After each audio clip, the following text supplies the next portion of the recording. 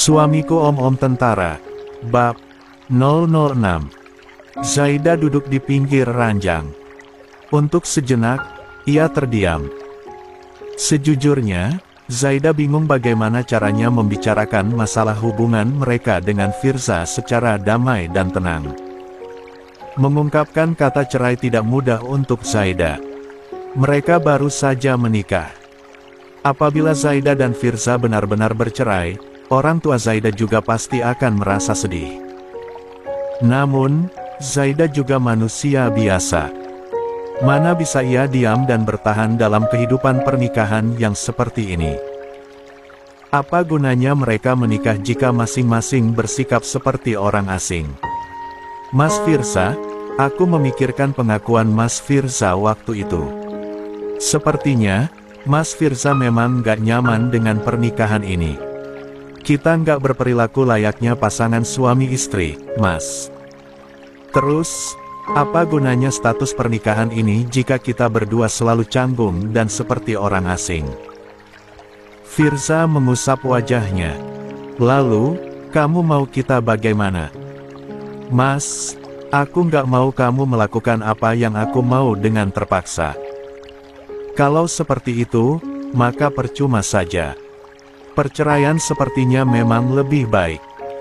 Zaida, saya nggak ngangka kamu semudah itu menawarkan perceraian. Zaida menggeleng. Nggak mudah, Mas. Perceraian bukan hal yang aku inginkan. Aku berharap jika memang ditakdirkan menikah, maka hanya akan sekali saja seumur hidup. Tapi, keadaan kita sepertinya nggak memungkinkan untuk hal itu. Mas Firza coba tanya diri Mas sendiri. Sebenarnya, bagaimana perasaan Mas Firza dengan pernikahan ini? Nyaman apa enggak? Sesaat, Firza tercekat. Ia seperti bingung harus menjawab apa. Jeda tersebut membuat Zaida tersenyum tipis. Ia sudah tahu jika Firza pasti akan kesulitan menjawab. Pengakuan Firza sebelumnya sudah sangat mutlak. Intinya, mereka berdua tidak cocok. Zaida, kita baru menikah hanya seminggu. Bagaimana bisa kamu langsung menyimpulkan seperti itu? Justru selama seminggu ini aku bisa menyimpulkan kalau Mas Firza nggak mau memulai hubungan kita, sahut Zaida. Nggak mau bagaimana? Tanya Firza tidak terima. Mas Firza selalu menghindar. Mas, aku nggak mengharapkan hal yang muluk-muluk. Aku tahu keadaan kita. Aku juga tahu jika pernikahan kita terlalu mendadak, tapi, aku pikir Mas Firza mau memulai untuk saling. 32. Mengenal satu sama lain, tetapi nyatanya Mas Firza selalu menghindar. Aku merasa, hanya aku sendiri yang berusaha membuka diri dan Firza malah seperti masih menutup diri. Jadi kamu berpikir kalau saya nggak mau berusaha? Zaida tersenyum nanar dari balik cadarnya. Kenyataannya memang begitu, kan Mas? Kamu sudah berpikir buruk, Zaida. Zaida menunduk. Zaida, saya masih berduka atas kematian Amel. Saya, kan sudah bilang sama kamu, kalau keadaan ini masih membuat saya kewalahan. Saya berusaha jujur kepada kamu, tapi ternyata kamu malah menanggapinya seperti ini. Zaida mendongak. Ia ingin menyangkal, tetapi pada akhirnya hanya diam dan menahan diri. Baru seminggu, Zaida baru seminggu Amel meninggal. Saya masih merasa menyesal karena kurang memberikan waktu saya untuk Amel di masa-masa sulitnya. Bagaimana mungkin saya bisa bersenang-senang seperti pengantin baru pada umumnya? Sejujurnya, Zaida merasa bersalah. Mendengar ucapan Firza membuatnya menyadari sesuatu, apa mungkin dirinya yang terlalu perasa dan sensitif. Zaida terlalu terburu-buru menuntut perhatian Firza sebagai suami, padahal kondisi mereka memang belum memungkinkan untuk itu semua. Zaida sendiri berduka atas kematian Amel, seharusnya ia tahu bagaimana terlukanya perasaan Firza yang ditinggal oleh adiknya secara tiba-tiba. Apalagi Amel juga menyembunyikan penyakitnya dari Firza. Namun, yang ia lakukan justru menyalahkan Firza secara sepihak.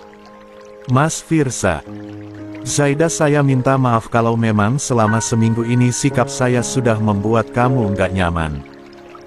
Saya janji akan memperbaiki sikap saya ke depannya. Zaida menatap mata Firza lekat-lekat. Janji itu diucapkan dengan nada suara yang pelan dan lembut.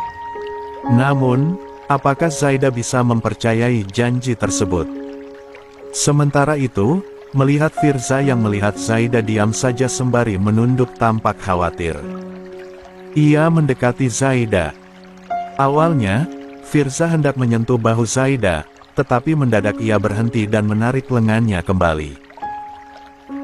Zaida melihat gelagat tersebut dan itu membuatnya semakin berpikiran buruk, padahal, mereka ini sudah sah secara agama sebagai suami istri, tetapi hanya untuk menyentuh Zaida saja, yang bahkan itu bukan sentuhan intelem, Firza tidak mau melakukannya.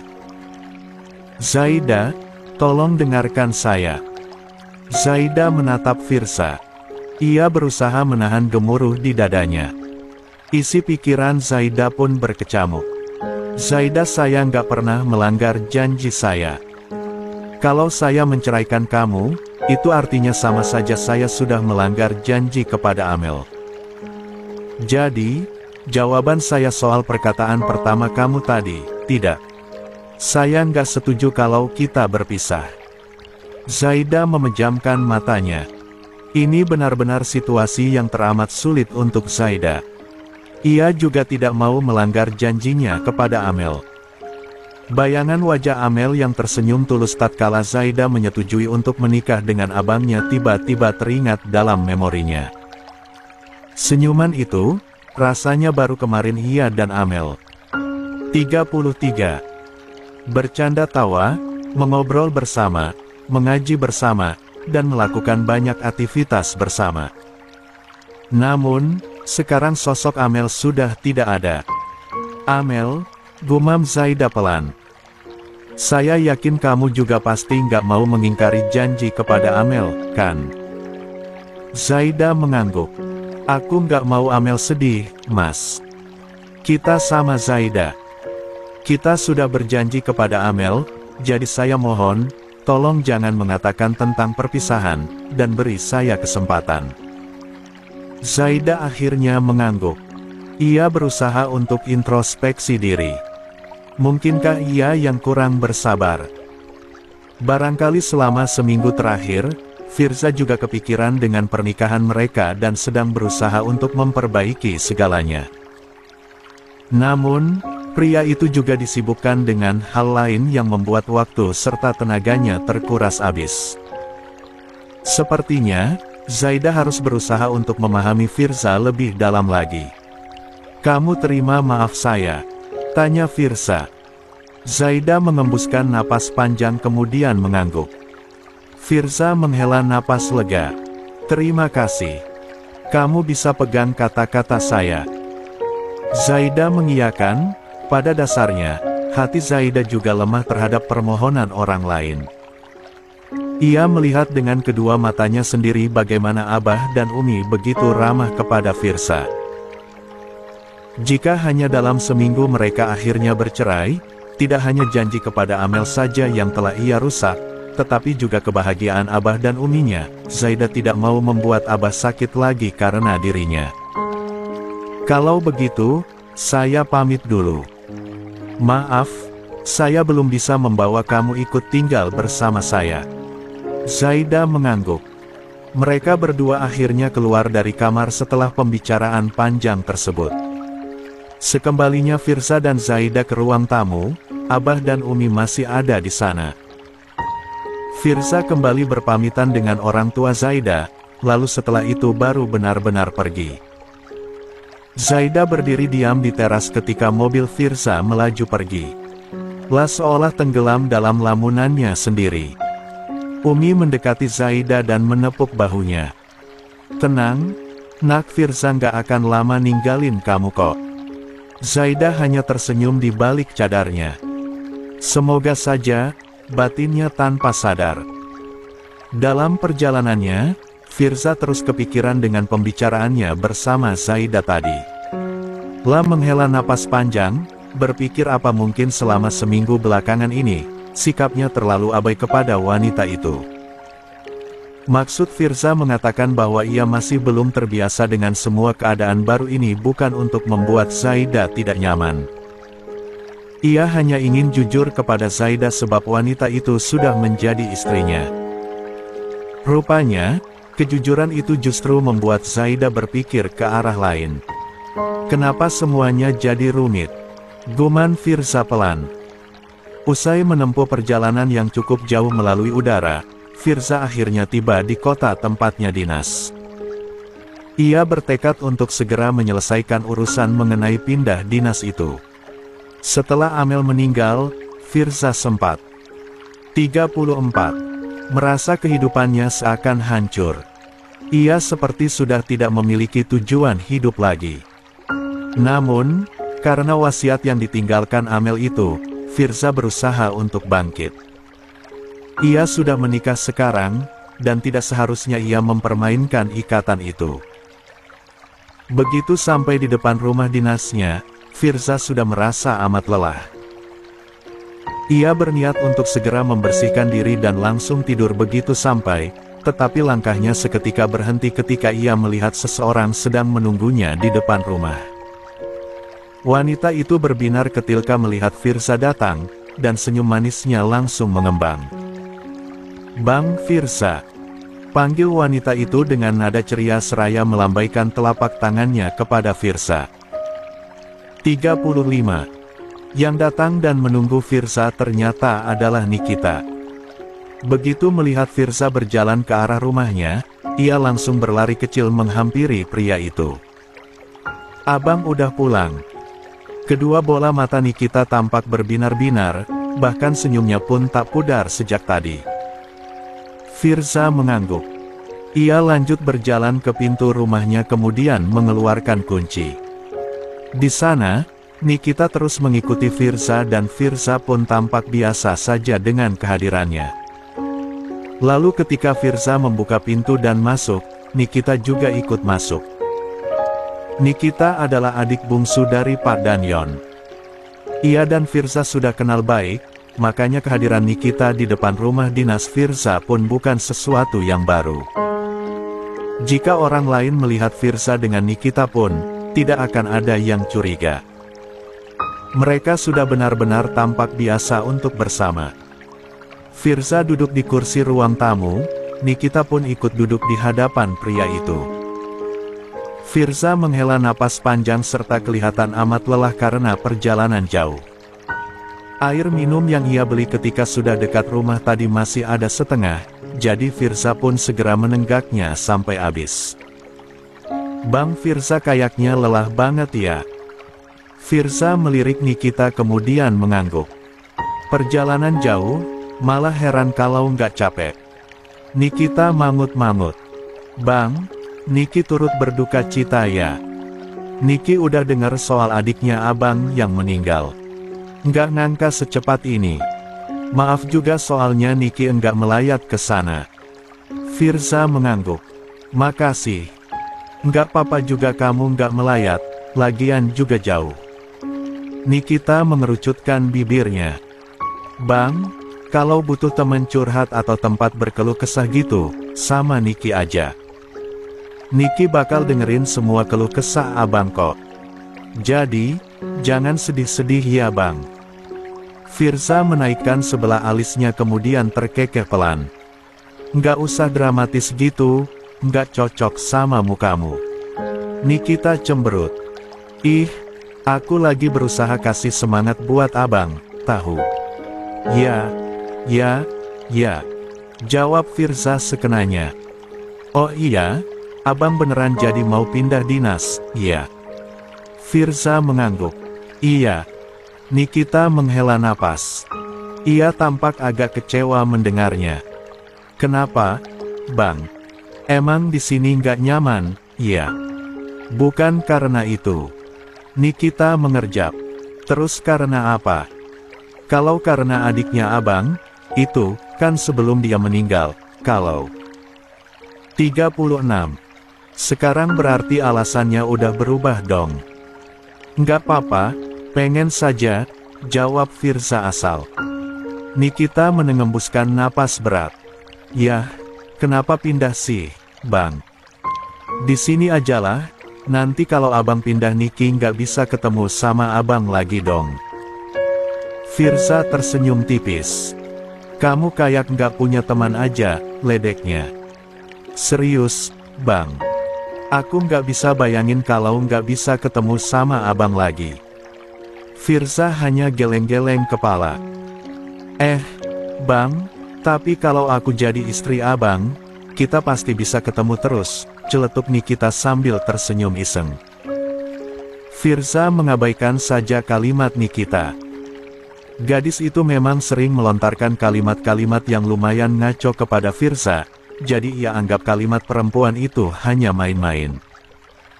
Gimana kalau kita nikah aja, Bang? Hehe, lanjut Nikita. Firza sekilas membelalak kaget. Kamu. Belum selesai Firza bicara, tiba-tiba ponselnya bergetar.